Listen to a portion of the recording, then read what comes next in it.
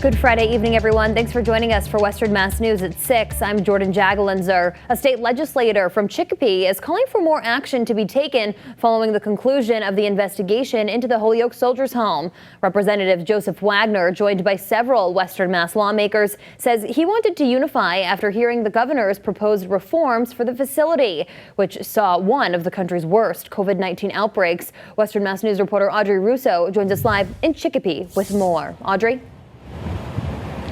Here at this plaza dedicated to veterans from different conflicts and wars, the lawmakers held a moment of silence today for the 97 veterans who have passed away at the Holyoke Soldiers' Home since March.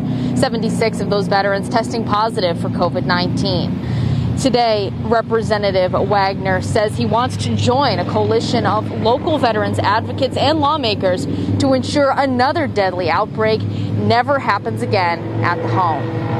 I've been shaken by what has happened at the Holyoke Soldiers' Home. A group of legislators joining together, vowing to get every resource necessary to make the Holyoke Soldiers' Home a safe and healthy place to live. Following an independent investigation into the home's COVID-19 outbreak, Governor Charlie Baker announcing a list of reforms and changes to the home, including a new needs assessment for the building itself. Representative Joseph Wagner tells Western Mass News he was surprised to see another study proposed for the home, which recently underwent an assessment completed in 2017.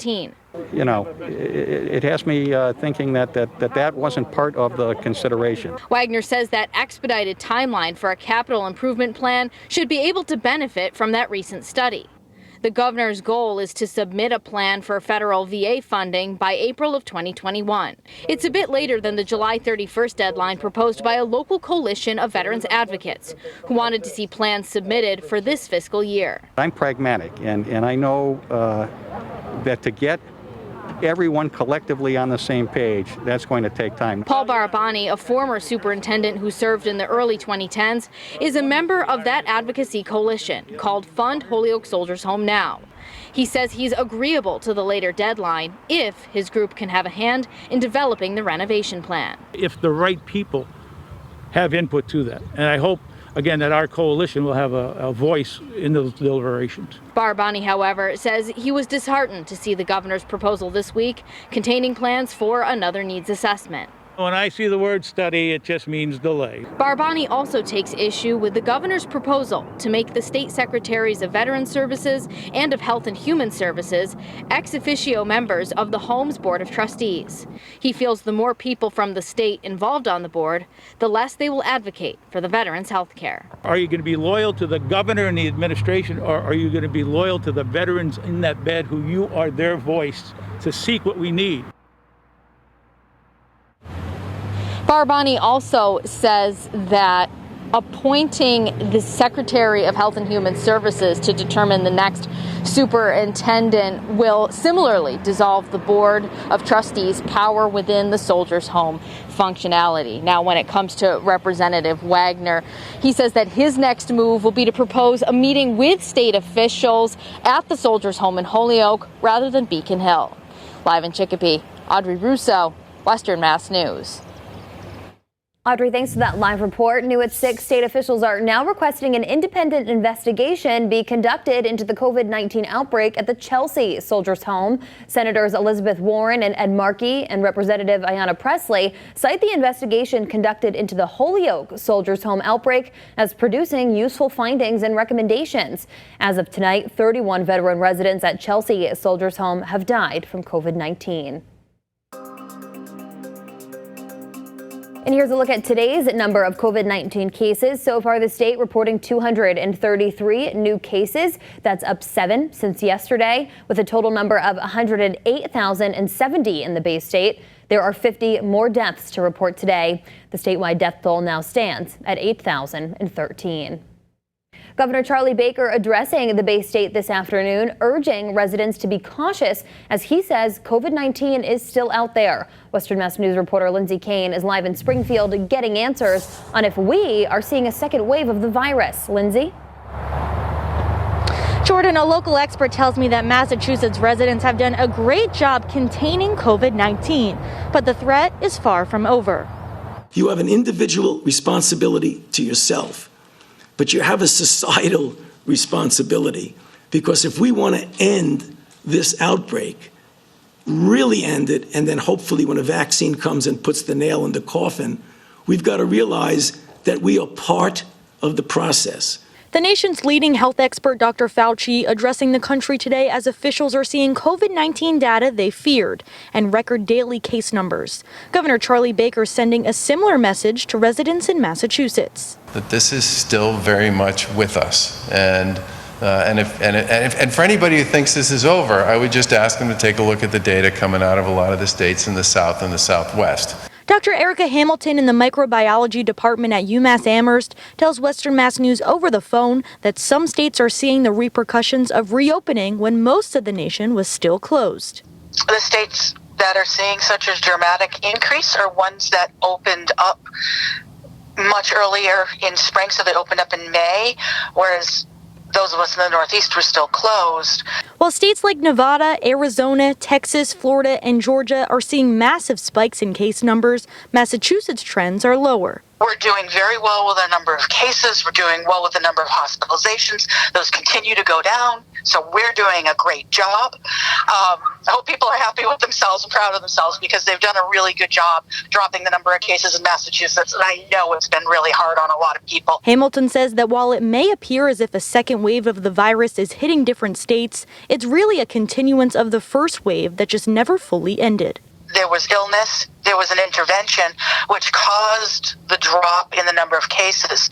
That intervention went away, and now the cases are back again. And while people in Massachusetts patiently wait for more phases of reopening to begin, Hamilton says other states may have made the wrong calls from the beginning. They opened up really fast, so it was not a gradual reopening as we're doing in Massachusetts.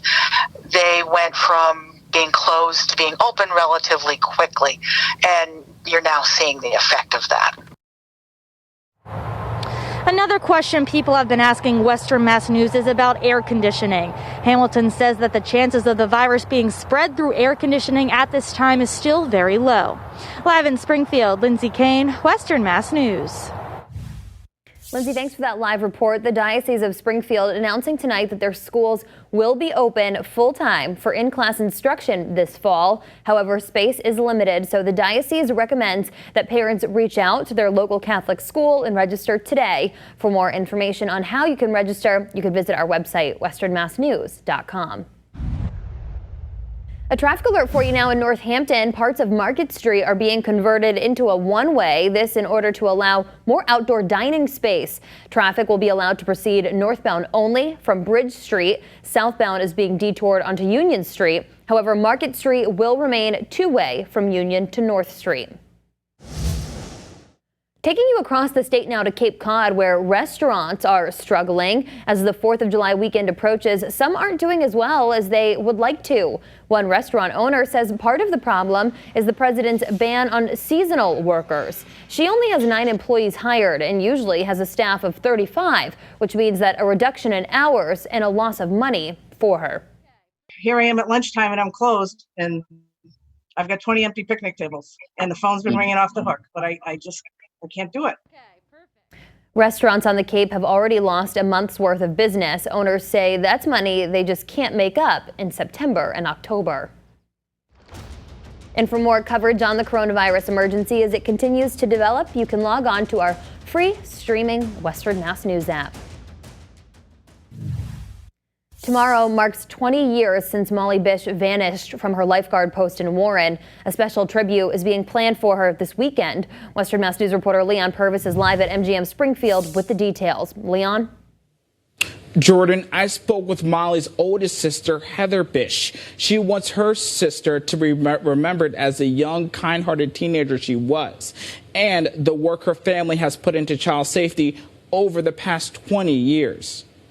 For the past several years, well-attended vigils honored Molly Bish, the 16-year-old lifeguard who disappeared from a pond in Warren in June of 2000. But because of coronavirus, this weekend's tribute will be a bit different. We're doing a sort of a hybrid format where people can make some kindness rocks and put messages of hope. Molly's sister Heather tells Western Mass News those messages of hope will go in her parents' garden, followed by a car caravan. Then at night, we're going to take a little drive, and we're going to have 20 cars representing the 20 years. State police will also participate in the drive. It will go to Cummins Pond and Warren. That's where Molly went missing from after her mom dropped her off for her lifeguard shift. Molly's case has Heather focused on getting a bill passed on criminal DNA testing in the Bay State. What I'm looking for is a partial match. So if there's a partial match in CODIS, that means somebody in that family committed that crime. So it's really science leading investigators in investigations.